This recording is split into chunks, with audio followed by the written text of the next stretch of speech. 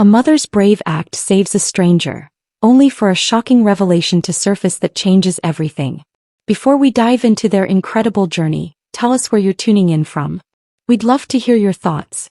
The Appalachian Mountains, a vast green labyrinth, were home to Angela, a black woman with braided hair and determined eyes.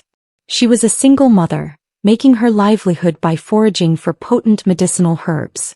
Beside her, Nico, her 8-year-old son with a sweet round face, carefully gathered soft moss, mirroring his mother's every move. Their small log cabin was their sanctuary, completely cut off from the bustling outside world. The symphony of the forest, birds chirping, the gentle murmur of a stream, and the scent of damp earth mingled with herbs, was their daily melody. Then a piercing, desperate scream shattered the tranquility. It echoed, then ended with a heavy thud from deep within the ancient woods. Angela flinched, her hands freezing mid-task. Nico looked up, his small face etched with worry. The sound was too close to ignore. Angela's eyes showed a silent battle between her protective maternal instincts and her innate compassion. She knew the dangers of the deep woods, but that cry wasn't an animal's. It was a human in distress. "Nico, stay right here," Angela instructed, her voice a slight tremor beneath its firmness. She placed her basket down, camouflaging it with leaves. "I'll be right back."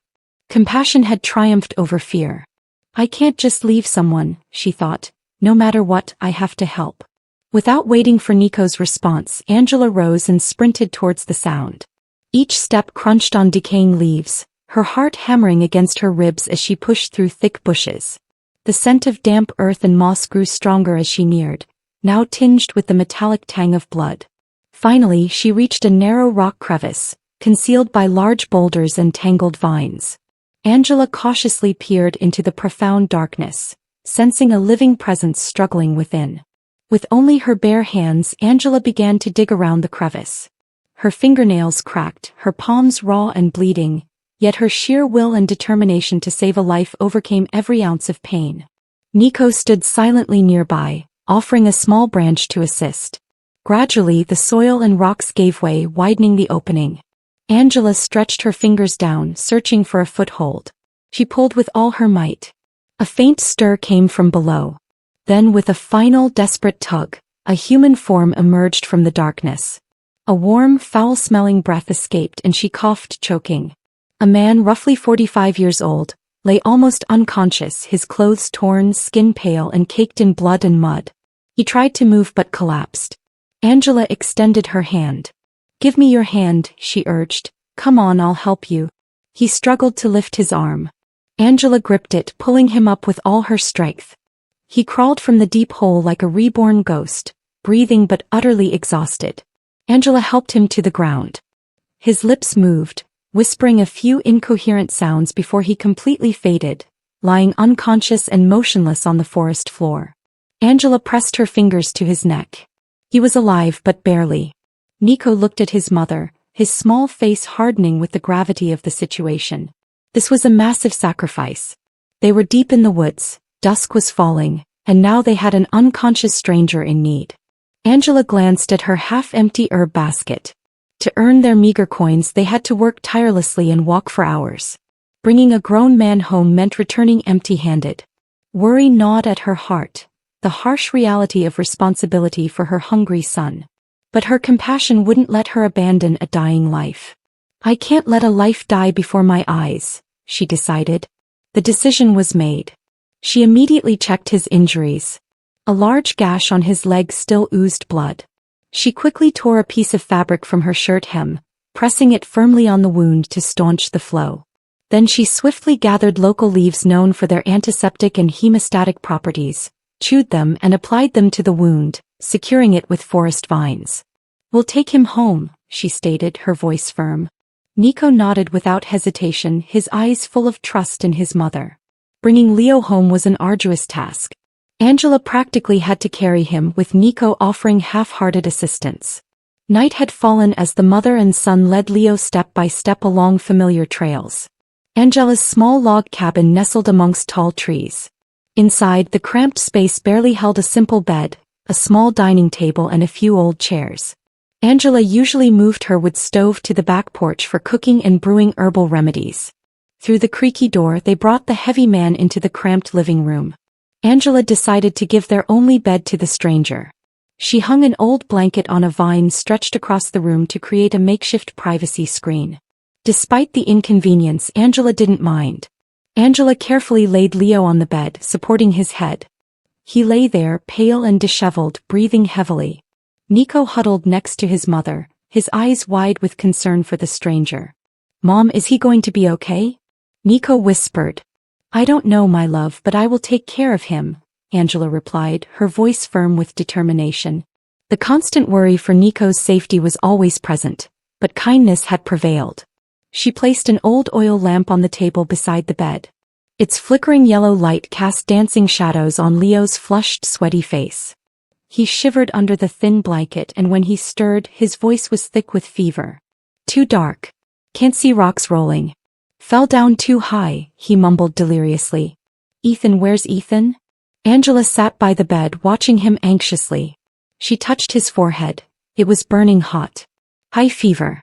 She knew she needed to bring it down immediately. From an old wooden cabinet, Angela retrieved a clean cloth and a basin of warm water. She carefully wiped Leo's face and neck. Nico quietly brought his mother a small bowl of cold water from the well. Angela realized Leo's leg wound was very serious, and despite his delirious ramblings about rolling rocks, she harbored lingering doubts about his story. Was this merely an accident? Who was this man? Nonetheless, as a single mother, her instinct to protect her son was paramount. Angela discreetly hid her kitchen knife and other sharp objects. For the first few days she maintained a safe distance, constantly observing his every move, even while he was unconscious. It was a delicate balance between compassion and the instinct for survival. Throughout the following days, Leo's fever remained stubbornly high. All day Angela stayed by his side, constantly changing the cool cloth on his forehead. When she needed to prepare remedies, she stepped out onto the porch, where she had set up a small charcoal stove for her herbs. Nico, though young, understood the gravity of the situation, helping his mother boil water and gather dry firewood. Angela stayed awake for nights on end, monitoring Leo's every breath. At times, Leo slipped into a deep coma, his breath so faint that Angela feared he wouldn't make it. In his delirious state, Leo mumbled fragmented sentences. "Ethan, what did he do? GPS wrong way." Angela shivered slightly. His words reinforced her doubts about the accident. After nearly a week battling death, Leo's fever finally began to subside. He was still very weak, his gaze a hazy squint. Angela gently brought a warm bowl of simple soup, broth, a few potatoes and some wild greens. She gently helped him up and slowly spoon-fed him. He swallowed with difficulty, his face showing discomfort. This humble meal was clearly a far cry from the luxurious feasts he was accustomed to. Annoyance briefly flickered across his face, but he said nothing. "Just a little more," Angela said softly, her voice full of patience. "You need strength to get better." Leo merely nodded slightly, trying to swallow a few more spoonfuls before turning his face away, refusing more. Silence filled the small room. Angela didn't judge, she simply observed. After clearing the dishes, Angela returned to the living room and sat beside Nico, who was sound asleep. She heard Nico cough in his sleep and quickly pulled an extra blanket over him, her heart heavy with the burdens she carried. That night, Angela barely slept, always listening for the slightest sound from the next room. She curled up on the floor next to Nico, attempting to snatch some sleep, but her mind remained constantly tense.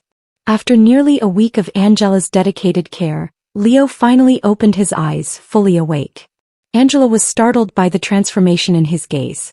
No longer hazy with fever, his ash-gray eyes now held a clear, sharp look. "Water," he rasped.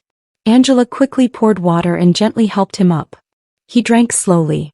When his thirst subsided, he looked around the small room, his eyes resting on Angela's face. Leo squinted, trying to read Angela's expression, a habit ingrained from his world filled with deceit. He scrutinized Angela, from her simple clothes to the humble room. He tried to sit upright, but his body was still too frail. "Who are you?" he asked, his voice still sharp. "Where am I?" "You're at my cabin," Angela replied. "I found you in the woods. You were badly hurt." Leo tried to remember, but his head throbbed. Fragmented memories surfaced. Darkness, coldness, despair. He remembered hiking with Ethan, his younger brother, when a sudden storm hit. Then his GPS device had inexplicably shown wrong directions, leading him to his near demise. He tried to call Ethan but received only terrifying silence. Leo vaguely recalled a recent argument with Ethan about always living in Leo's shadow and the financial pressures Ethan faced. A cold feeling crept through him. No way, he told himself. Ethan would never do that. But the seed of doubt had been planted. I'm Leo, he said. I don't remember exactly why I'm here. Just a hiking accident. I was with my brother Ethan, but then my GPS device malfunctioned and gave me wrong directions. Angela didn't pressure him. She knew that patience was key for a wounded person to open up. In the following days, Leo gradually regained his strength. He was still weak, but he could eat and talk on his own. He only spoke of being an adventurous hiker who got lost in a storm due to a malfunctioning GPS device while with his brother. Even as Leo recovered, the burden on Angela and Nico didn't lessen. Every day, Angela still had to wake early, going deep into the woods with Nico to gather herbs. Nico always followed to help his mother. Nico often wore patched clothes and their meals were always simple. Angela had to work tirelessly to ensure all three had food. He watched Angela return with aching shoulders, her hands calloused. He also saw Nico, despite his tiredness, trying to help his mother clean up. Leo couldn't help but feel surprised and a little ashamed as he realized the stark contrast in their lives. He had once lived in luxury, never having to worry about meals or sleep, while this mother and son struggled daily just to survive. A deep sense of guilt and remorse rose within him, prompting him to reflect on his own life. The weight of gratitude pressed heavily on Leo's heart. One evening, as Angela mended Nico's old jacket, Leo looked at her and asked, "Why did you help me? I'm a stranger. You don't know anything about me." Angela looked up, her gaze gentle, sincere, and without any ulterior motive. "Perhaps you're a stranger to the outside world, but when I found you, you were just a person in need of help and I couldn't abandon you. That's how we live here, Mr. Leo." Leo looked at her and something in his eyes shifted. The initial skepticism slowly vanished, replaced by a sense of gratitude. Angela's unconditional kindness made him feel a little awkward, yet strangely warm. He began to realize that the help he received wasn't because of his status or money, but simply because of the compassion of a humble woman. It was a raw truth that began to dismantle the firm walls around his soul. Leo's steps were now steadier. Almost a week had passed since Angela brought him into the cabin.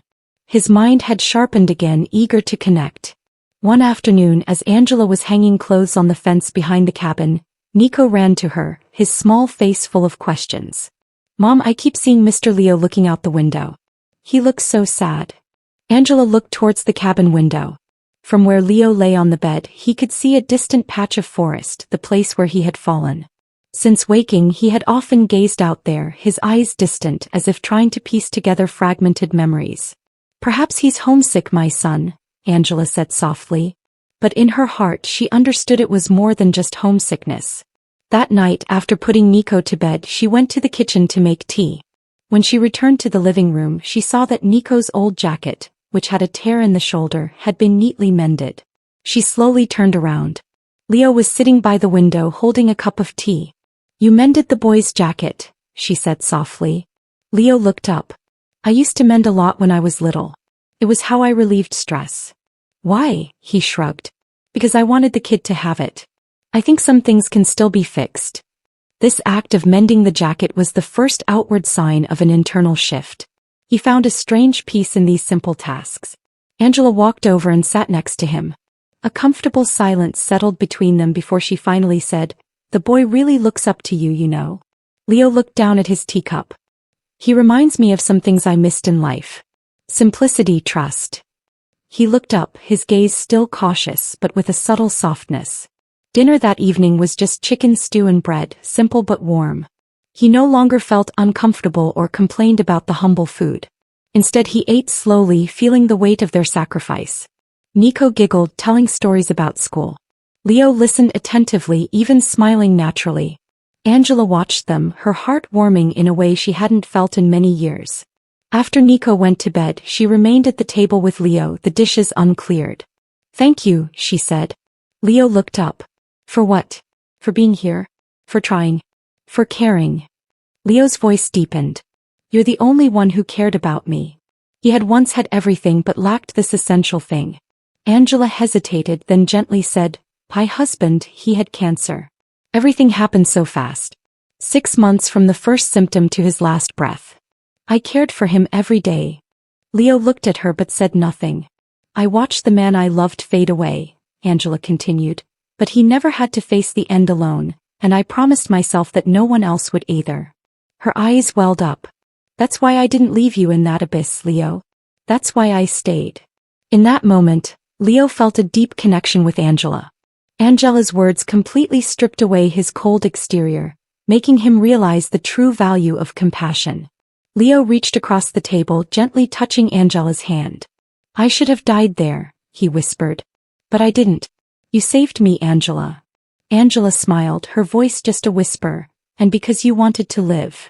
She looked deep into Leo's eyes, understanding his desire to survive. In the quiet space of shared loss and resilient will, a deep friendship and trust began to blossom. In the small log cabin, Leo's need to contact the outside world presented a challenge. He and Angela relied on creative solutions. Angela had brought in an old corkboard where Leo pinned sketches of hiking routes. At the makeshift desk, he carefully organized the information he pieced together from memory. He spent hours recalling the last days of his hiking trip. He remembered hiking with Ethan, the bad weather and the fateful slip. But then a growing suspicion formed in his mind. His GPS device, typically reliable, had suddenly shown wrong directions, leading him to his near death. He also vaguely recalled a recent argument with Ethan about always living in Leo's shadow and the financial pressures Ethan faced. No way, he told himself. Ethan would never do that. But the seed of doubt had been planted. Angela, observing from the corner of the room, knew when to help and when to step back. Today, she leaned over his shoulder as Leo examined an old satellite phone he had asked Angela to buy from a nearby second-hand store. She had traded a significant amount of precious herbs and a small portion of her savings for it. Leo had instructed her how to repair its broken antenna to make it work. Leo took a deep breath, looking at the phone in his hand. His face was tense, revealing restlessness and anxiety about the outside world. He looked at Angela, and in that moment she felt he was trusting her. I need to contact my family, Leo mumbled, his voice slightly shaky. They must have reported me missing. Maybe even a search party too. Angela nodded. She didn't ask further, simply standing there as an affirmation of trust and unspoken support. Leo's eyes lit up. There's someone. His name is Ben. He's a former military man who works with me now. I taught him an emergency contact code. Leo remembered Ben, a quiet and reliable man who had been with him on many difficult operations. A few hours later they had confirmation. Ben didn't ask many questions. Leo, he said softly through the distorted satellite call. If this is really you, tell me the operation number we did in Afghanistan. Phoenix Rising, Leo replied without hesitation. The hostage rescue operation in 2012. There was a pause. Then Ben's voice trembled. Oh my God, Leo. They said you were dead. They've been searching for you for weeks. He's been devastated. Leo secretly smirked, a bitter smile forming in his mind. Devastated or afraid that the plan wasn't perfect. Leo told him everything concisely, carefully. No drama, just the facts about the initial accident with Ethan, but he added, and there's something off about my GPS. I have fragmented memories of it malfunctioning very strangely, giving wrong directions right before I fell into the abyss.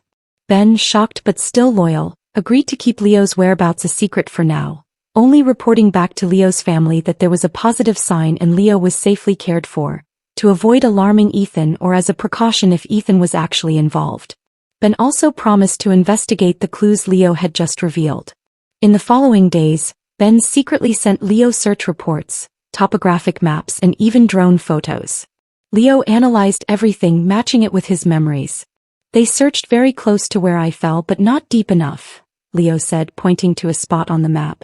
Leo also received a preliminary report from Ben about the inspection of his GPS device. The report confirmed Leo's suspicion. The device had been subtly tampered with. It wasn't a technical error, but intentionally reprogrammed to give wrong directions. Ben explained that a tech expert he knew had discovered this. Furthermore, Ethan had had access to Leo's climbing equipment for maintenance checks a few days before the fateful trip, and his climbing equipment was also in perfect condition. "No way," Leo mumbled, his eyes narrowing as the last pieces began to fit together. "So then that wasn't an accident. That was Ethan." He didn't finish the sentence, but the name came out of his lips, carrying with it unspeakable shock and pain. Within Leo, a storm of emotions erupted. Shock, the agony of realizing his own brother might have betrayed him, and anger at being deceived. His entire worldview suddenly crumbled. He understood that this betrayal was more painful than any physical wound. Angela looked at him. "So what will you do now?" she asked. "I need to recover completely," Leo said, his eyes fixed on a blurry photo of his son on the phone screen. His face showed a fleeting hint of regret and determination. "And after that I'll go back, not just to live, to appreciate what I've received, but also to find out the truth." "Then my brother, why?" He was still stunned, but his resolve was clear. With his health almost fully recovered, Leo began to prepare for his journey back. He was no longer the unconscious, exhausted man Angela had found in the deep hole. Now his eyes shone with determination mixed with a hidden pain. He focused on training to regain his strength. Angela and Nico watched silently. They knew this man was about to leave. Before leaving, Leo knew he couldn't depart without repaying Angela and Nico for their kindness. He had witnessed how hard they struggled to care for him while maintaining their own lives. He sat down with Angela and Nico. This time he didn't just thank them, he opened up. "Angela," Leo began, his voice low and thoughtful, "I had everything, but I lost so much. Here with you and Nico, I finally understood what peace and authenticity truly mean. You gave me not just my life, but a lesson in compassion that money could never buy. It made me reevaluate everything." He looked into Angela's eyes, his own filled with deep remorse and profound gratitude. "I once lived in a world where I thought everything could be bought, but you proved otherwise." In Leo's words, there was not only gratitude but also an acknowledgement of his past mistakes. He felt a sense of relief to express himself and a new determination to live differently. He turned to Nico, smiling softly. "The boy taught me that happiness isn't about luxury but about the simplest things like laughter and trust. I owe you too so much, Nico." Seeing Leo speak these words for the first time, his eyes sparkling, Nico hugged Leo naturally. The boy felt the sincerity from Mr. Leo. Angela just listened in silence, her eyes full of understanding. She had seen the change in Leo. Leo handed Angela a heavy cloth bag. Inside was cash, enough for the mother and son not to worry about meals for many years. He also made his intentions clear. He would support Nico through school, ensuring the boy received the best education. Angela looked at the money bag, then at Leo. "You don't have to do this. You saved my life, Angela," Leo said. "You gave me a second chance. This isn't just money. This is gratitude, and this is my promise. I will never forget what I learned here." He hugged Angela tightly, a wordless embrace filled with gratitude. He gently ruffled Nico's hair, then turned and walked away, his silhouette fading into the morning light of the forest. Leo's journey back was a stark contrast. From the wild harshness of nature, he gradually returned to his noisy, luxurious urban world. Unlike his initial exhausted appearance, he now carried a profound calmness and deep gratitude. He no longer viewed the world through the eyes of someone who only knew power and self-interest. He carried with him lessons about compassion, resilience, and the true meaning of life. When Leo returned, news of his miraculous survival spread everywhere. Family and friends welcomed him back as someone returned from the dead, throwing lavish parties. Ethan, his beloved younger brother, rushed to hug him, tears streaming down his face. "Brother, you're alive," Ethan choked out. "I thought I lost you." Leo looked into his brother's eyes, trying to find any sign of deceit, of betrayal. He saw relief but also a vague fear hidden within. Leo's heart ached, a feeling of conflict between his love for his brother and the cold doubt that was growing. Could I be wrong? He wondered. But the fragmented memories of the abyss still haunted him. He remembered the feeling of being with Ethan's scream when he fell, and then the terrifying silence. That voice now was no longer vague. It was Ethan's voice. Leo began his own silent investigation. He contacted Ben, who had always been loyal to him. Ben had gathered crucial information. Ethan's secret loans, suspicious meetings, and most importantly, a tech expert had analyzed Leo's GPS data and found that it had been subtly tampered with, intentionally misguiding him. Additionally, an anonymous witness had seen Ethan near the canyon area at the time of the accident. Ben also investigated further into Ethan's quick report of Leo's death to everyone. All the evidence gradually pointed in only one direction, a direction Leo didn't want to believe. One evening, Leo sat alone in his large office. He remembered Angela's small cabin and Nico's bright smile. He had survived thanks to the kindness of strangers, but he had been betrayed by his own family. Leo's face hardened. The pain turned into cold anger and extreme bitterness. Everything he had once trusted now crumbled. He understood that he couldn't run from this truth. He had to confront Ethan, confront the harsh reality. Leo decided to confront Ethan. He invited Ethan to his private office one evening after work. The room was quiet. Ethan walked in, smiling, completely unsuspecting. "You wanted to see me urgently, big brother?" Ethan asked. Leo looked straight into Ethan's eyes. "I know," he said, his voice cold and firm. "I know what you did. No, you must have a fever and are rambling. I'm your brother." Ethan took a step back, his body trembling. He tried to deny it, but his eyes betrayed everything. Fear, guilt, and a hint of long-hidden hatred. Now Leo clearly saw the truth in Ethan's eyes. There was no longer any doubt, only painful certainty. The disappointment and betrayal had reached their peak. He felt his heart shatter. He understood that to mend his life he had to face this pain. Ethan's denial only made Leo more resolute. He said nothing more, simply placed a thick folder of documents on the table. Inside were Ben's reports, tampered GPS data, evidence of Ethan's enormous gambling debts, the shady financial transactions Ethan had attempted to gain control of Leo's company, and also the anonymous witness's statement seeing Ethan near the accident site. Each page was a dagger plunged deep into Leo's trust. Ethan looked at the documents, his face gradually paling. Sweat beaded on his forehead, his denial vanished, replaced by fear and despair. He knew he had been exposed. "Why?" Leo asked, his voice no longer angry, only pain and extreme weariness. "Why did you do it?" Ethan slumped into the chair, all his arrogance shattering into fragments. He began to stammer, both scared and hateful. "You were always better. You were always the center of attention. Everyone always compared me to you. I'm tired of it, Leo. I'm deep in debt. My business is failing. And you're always successful. I thought it was the only way to escape your shadow, to get everything that should have been mine." Leo listened, his heart broken not from the loss of assets but from the breakdown of their brotherhood. He looked at his brother, no longer the sibling he loved and protected, but someone blinded by greed and envy. After that night, Leo submitted all the evidence to the authorities. The case was quickly investigated and Ethan was arrested on charges of attempted murder. This news rocked the business world and the media. Leo did not appear publicly or make any comments. He needed time to heal not just physical wounds but also those of his soul. In the weeks that followed, Leo spent time reorganizing his life.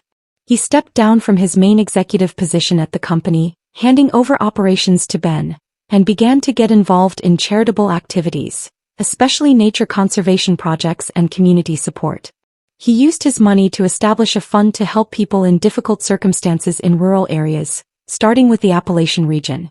He also secretly sent money to Angela and Nico periodically, not to control their lives, but to ensure they had a better future. One day, Leo drove back to the Appalachian region. He didn't tell Angela beforehand, he just wanted to see them again to know that they were okay. He found Angela and Nico working in the garden around the log cabin. The cabin was now sturdier with a new roof and vibrant flower pots. Angela looked healthier and Nico was taller, sporting a radiant smile. When Nico saw Leo, the boy cheered "Mr. Leo," and ran to hug him. Angela smiled, a truly warm and peaceful smile. Leo stayed for a few days helping Angela repair the house and exploring the forest with Nico. He didn't talk about the past or about Ethan. They talked about life, about nature, and about small dreams. Leo felt a peace he had never experienced in his old world. Finally, it was time for Leo to leave. He didn't know when he would return, but he knew this was where he had found himself. "Thank you, Leo," Angela said as he prepared to depart. "For everything." Leo nodded. It's nothing, Angela. You and Nico taught me more than anything I've ever known. Leo returned to his world, but he was a different person. He was still a successful businessman but no longer obsessed with power or money. He lived a life of purpose, contributing to society and finding peace in simple things.